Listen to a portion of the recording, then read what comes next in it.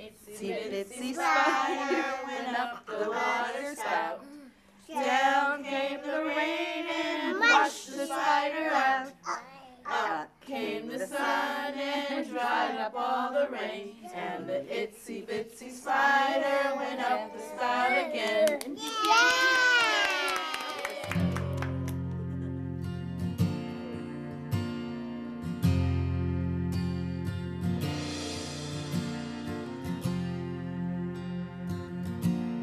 I hadn't ever had experience with working with a child with disabilities, and I felt very nervous and very inadequate and not sure whether I could do the job or not. Everything changed when I walked in the door because I held her for the first time and she smiled, and my heart just went out to her. I melted. Jaleesa has a infant IFSP, and this was written before I ever met her. It was written through her service coordinator, and the copy was sent to me, and I read it over and I saw the exercises that were suggested. I came into the home and was introduced to Jaleesa's mom, and showed me the different types of exercises in the home while I was there. And she would stretch her arms out, she would pull Jaleesa up, she would play patty cake with her feet. Working with Jaleesa for those months gave me the confidence to work with any child with disabilities. Jaleesa's mom decided that she would go back to work, and she was very hesitant about putting Jaleesa in any type of child care. Jaleesa needs extensive coverage as far as someone watching her and being there for her. And the mom was very nervous about sending her to a child care center. And I was instrumental in telling her all about our child care, also asking her to go down and see the child care. I went over to my director, Damone Manning, and talked to him several times how we could get Jaleesa in the center.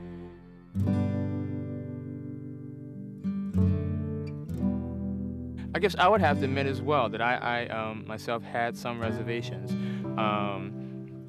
Reservations just in terms of, once again, making sure that we were prepared for Jaleesa coming into the room. And I think that's probably a bigger thing. A lot of times we always say, is the child ready to be in the classroom? Is mom ready to be in the classroom, to have her child in the classroom, whatever? And I think a lot of times we use that as some type of smokescreen when it's actually, are we prepared for that? And I think that the biggest thing is just, is try it. You know, we stand behind the staff that we hire and that we work with, and we stand behind the environment that we try to create and the training that we give our staff and the input that we give our staff and support. And so if we stand behind all of that, then we should feel comfortable enough to try new ventures and to make sure, or we should be comfortable enough to make sure we have all the systems in place and all the right people in place to make sure that everything's going to run smoothly. Through talking it over with the family consultant, the staff at our center, the mother, the occupational therapist, it was a go. And with lots of visits and communication, Jaleesa's transition was smoother than I think we all anticipated.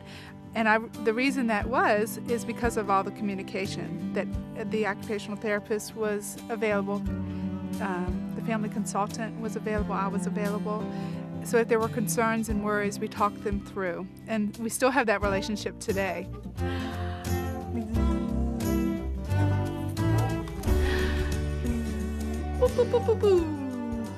We have not yet spent a lot of time talking about a disability condition, cerebral palsy.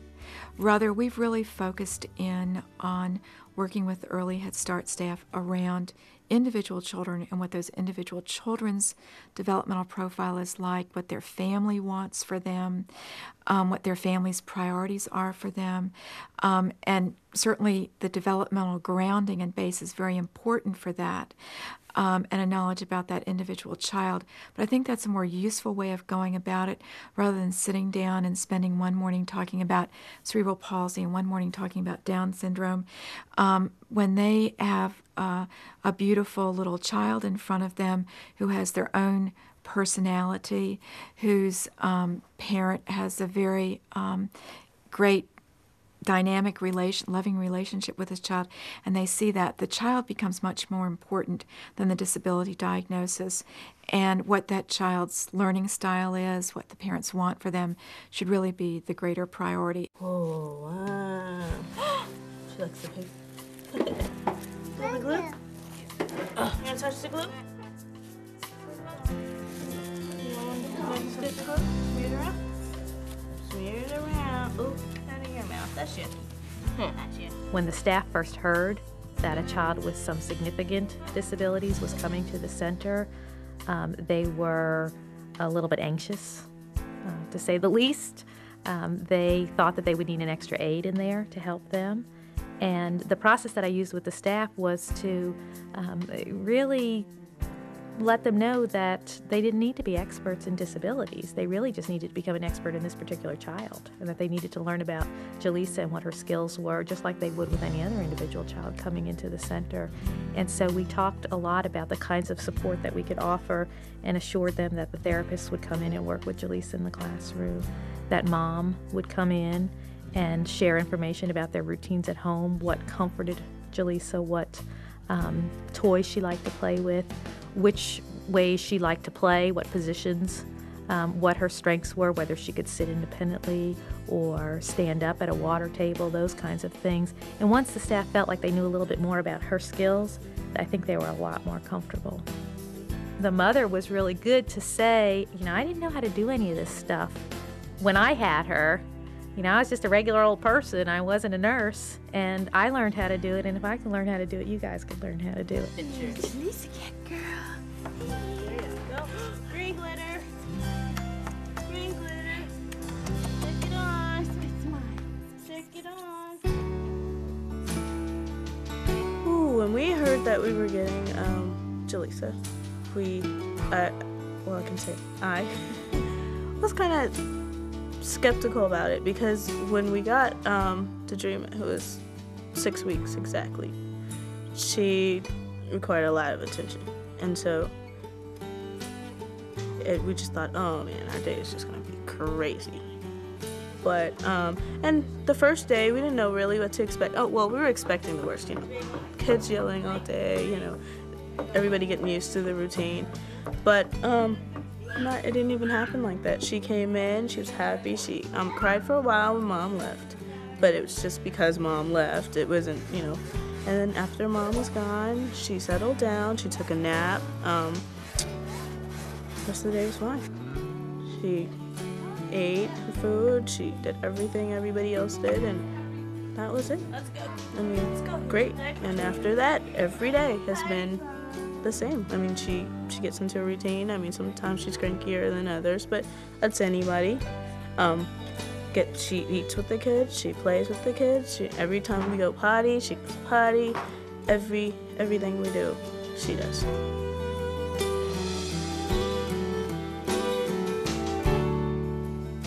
We just sort of adapted the daily schedule a little bit.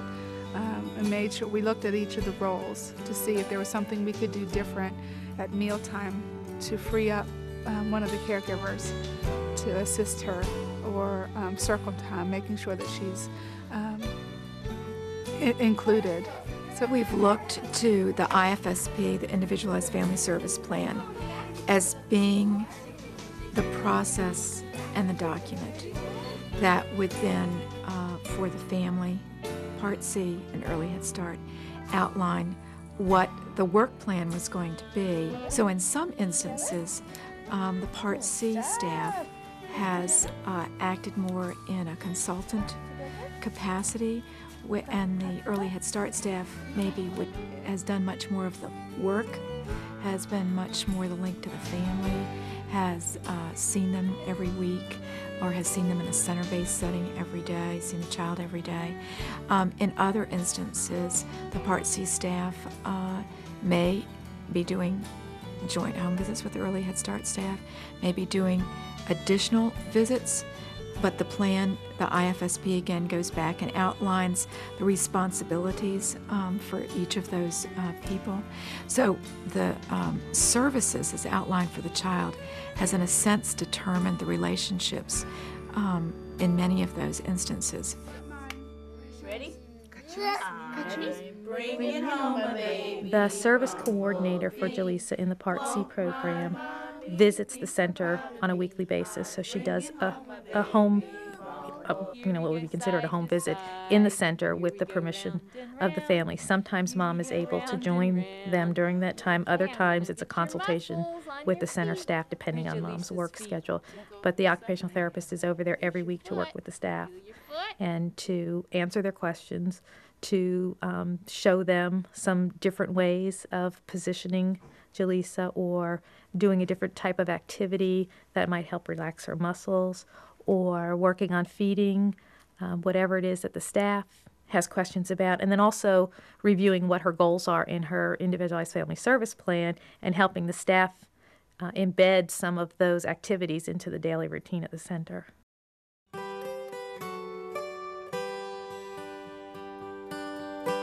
And knowing Nan was just a phone call away, too, if we needed her. We're all a team, I think, knowing that we had the backup, too, if we needed help. And then Mom, too, we had a pager, so we had that, too. We'd page her, we would page her and then ask her, like if Jaleesa had kind of a rough morning, it's often helpful to know that she had a rough night. And so the parents will communicate to the bus aide that, Jaleesa didn't sleep very good last night. And so then we know okay, if she needs some sleep or to lay her down. With Jaleesa, I really felt like just the bonding between the caregivers, and her age is an important factor in that too, was the most important thing right then, and for the family to get comfortable with her being there. So I really kind of backed off. Jaleesa, really, once she got there, she just showed them what a delight she is. So I can't take a whole lot of credit. I think just being available and letting them know they could call me anytime just made them more open. Yeah, sing to us. As I came in, I just really worked with how they were already perceiving her, I think. I started making suggestions with positioning in a pretty low-key way. You really don't need to use a lot of equipment with her. And our program, we really try to work within the natural settings anyway, because you've got the caregivers, you've got home, and as little equipment as you can have just makes it easier. And she also gets to use her own body to its maximum potential. We just kind of slowly moved from, okay, she really can sit on her own. She doesn't need this cushion to lay in, although it's useful, so use it when you need it. And then she really can stand almost by herself and just watch that foot, if you could turn it in so it can take as much weight. And, let's work on finding a chair that supports her more. Anne, who's been working with Jaleesa, would come over once or twice a week and work with her. And then we would listen to them, and then they would give us tips and let us know what they're working on. Like, for instance, they wanted to start using utensils, and they wanted to introduce her to spoons and forks. So, and as a team, we all started putting, a spoon in Jaleesa's hand and I remember we used applesauce. Would have her use it, eat applesauce. It'd be upside down and all over, but that's the next step, right? We don't have to go in and change everything at one time. I think each time we go, we kind of see what they're seeing and offer a suggestion and show things to the staff. Really, my goal in this setting would be to incorporate the children more into some of the therapies, but at this stage, I'm kind of still just working with her within the setting. Some of the things like stretching her to prepare her for some of her movement therapy. We could maybe incorporate that into circle time down the road, but circle time also has some other pieces for her, like language and listening, really, that I don't want to interrupt at this point in time. Jaleesa. Ready? Jaleesa. Rah, rah, hooray for Jaleesa. Mama in the class is shouting hooray for Jaleesa. 1, 2, 3, 4. Who you gonna cheer for? Jaleesa. That's who. Yay! I think we're learning something new every day. I think we're always learning about the children, each child, learning what songs Jaleesa loves, what ways that we can help her to crawl, what ways we can help her to sit unsupported more. It's a learning process with us all, and with the occupational therapist able to join us at our meetings and join us weekly consulting with us. It's given us the knowledge that we've needed to make it such a happy, wonderful place for Jaleesa.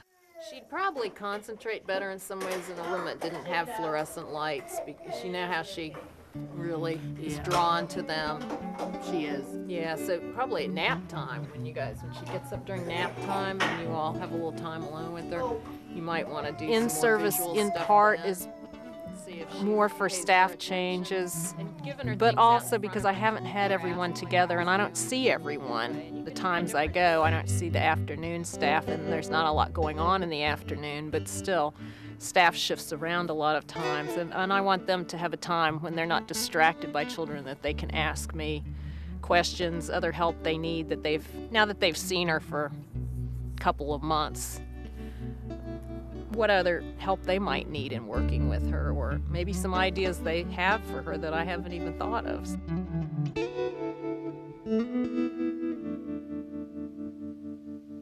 We just leave the boat right here in the middle. I don't think the boat would do very well outside, okay? The added stimulation with the children and the structure are starting to pay off. I think there was an adjustment period where I didn't see a lot of changes, but I wouldn't have expected to see a lot of changes initially. I think just getting used to the new environment. She's never been really in a setting like that before.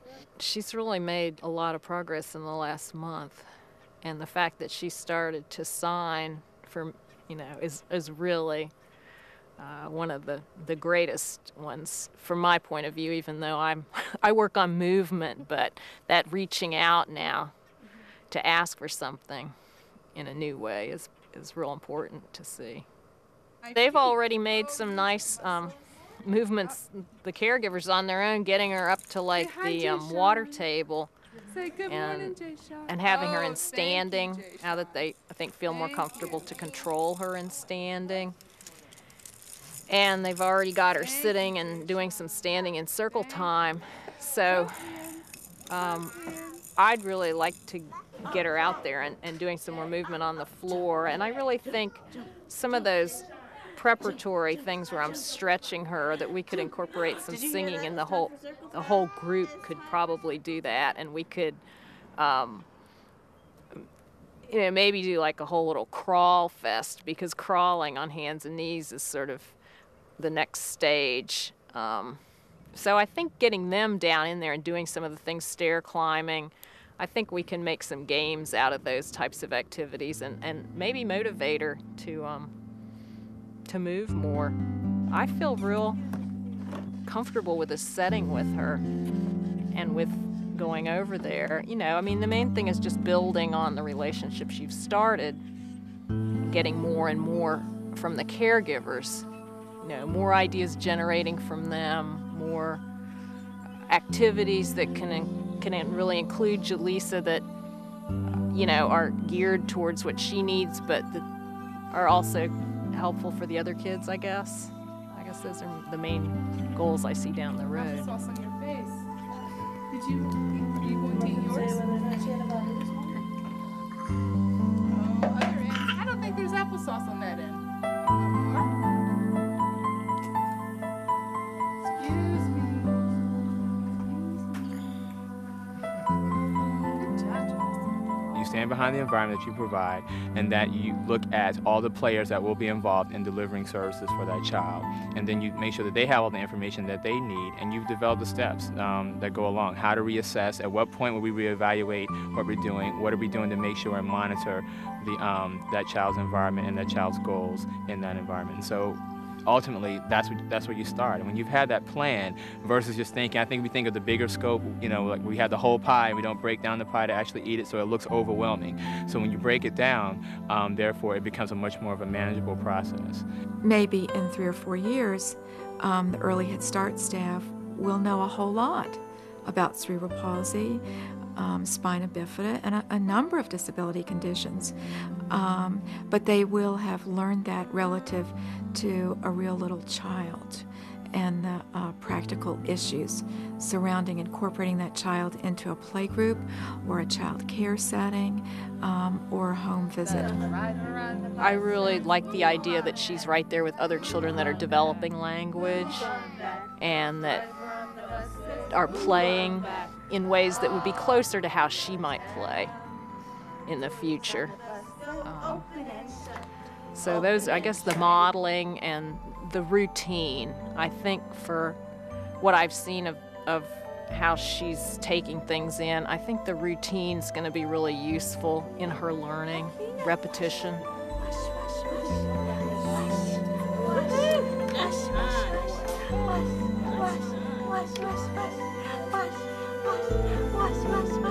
You helping? Jaleesa's helping. Look, Mika, Jaleesa's helping. Good morning. In your mouth. Thank you.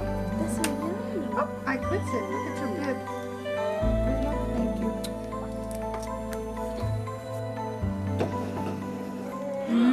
Here it comes. Look at that. Yeah, but thank you. Thank you. Yeah, actually, it would be even better doing the massage with your socks on. You gonna take your other sock off? This is a... I love you, you love me. We're a happy family with a great big hug and a kiss from me to you. Won't you say you love me too?